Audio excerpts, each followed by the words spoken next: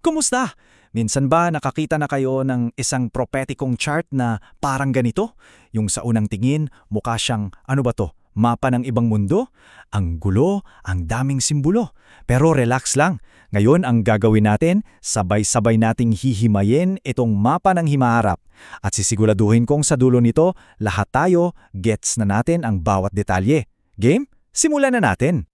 Okay, so heto yung big picture. Ito yung parang master timeline ng sangkatauhan, di ba? Galing pa kay Adan hanggang sa future.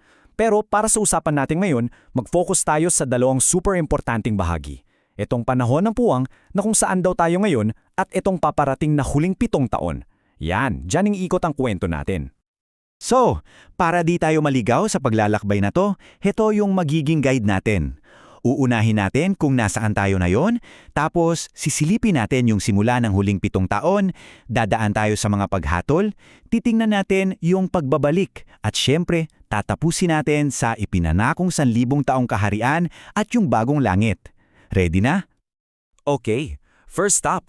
Ano nga ba talaga itong panahon ng puwang kung saan daw tayo nabubuhay na yon? At ano yung kasunod nito? Alamin natin. Itong panahon ng puwang o gongbaki sa Korean, isipin nyo na parang isang mahabang pause sa propetikong orasan ng Diyos. Kumbaga, parang pinindot yung pause button noong Pentecostes at hanggang ngayon nasa pause mode pa rin tayo. Naghihintay lang para may pumindot ulit ng play para umandar yung countdown patungo sa huling 7 taon. Ngayon, ito yung interesting. Dito sa chart na to, may dalamong magkaibang grupo pala ng mga mananampalataya. May tinatawag na unang ulan, sila yung mga banal mula pa noong panahon ng Pentecostes. At meron ding huling ulan. Sila naman yung mga bibida sa nalalapit na huling panahon. At dito na tayo. Dito na magsisimula yung totoong action.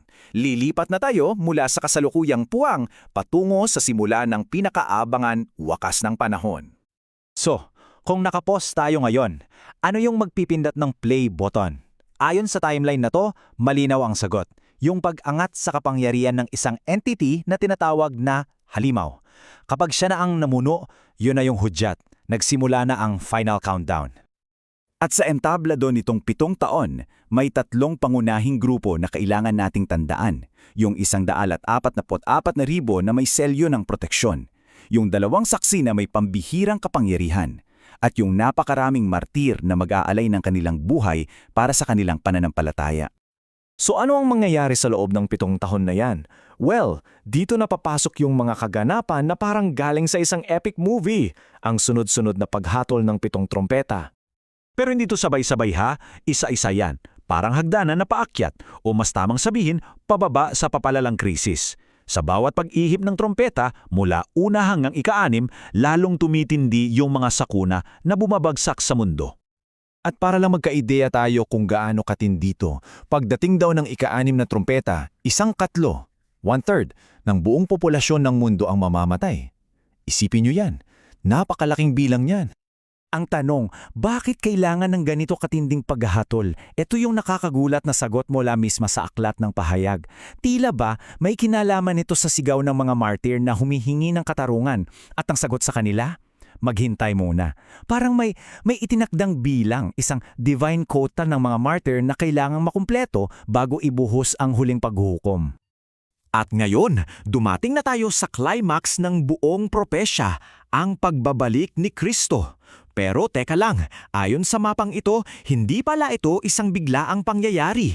Isa pala itong proseso na may 2 yugto. Isipin niyo ito na parang 2-part arrival. Yung una, parang isang meet and greet sa himpapawid. Ito yung rapture, kung saan aakyat yung mga banal para salubungin siya. At yung pangalawa, yun na yung grand entrance. Yung pagbaba sa lupa kung saan siya na mismo ang bababa para tuldukan ang lahat at hatulan yung halimaw. Magkaiba yun.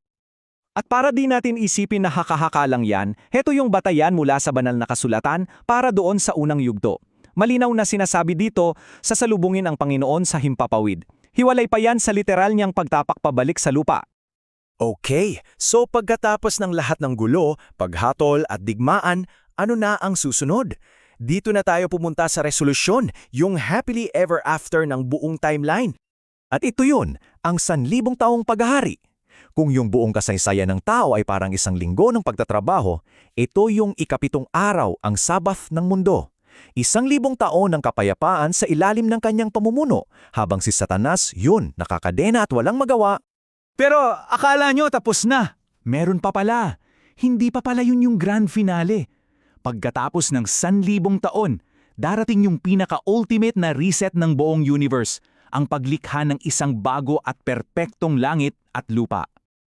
At kung kailangan natin ng isang salita para i-describe itong bagong mundo, ibinibigay ng chart ang pinakasimple at pinakamakapangyarihang salita. Eden. Hindi lang to basta paraiso, ito yung pagbabalik sa simula, sa perpektong kalagayan na walang kasalanan na ibalik at ginawang permanente. Kaya pagkatapos nating silipin itong napakadetalyadong mapa ng hinaharap, may isang tanong na lang na natitira. Naniniwala ka man o hindi sa lahat ng ito, ang tanong ay, paano nito binabago ang pagtingin mo sa buhay mo ngayon? Anong gagawin mo knowing na itong panahon natin ay isang maikling puwang lang bago ang mga huling kabanata? Yan ang tanong na iiwan ko sa inyo.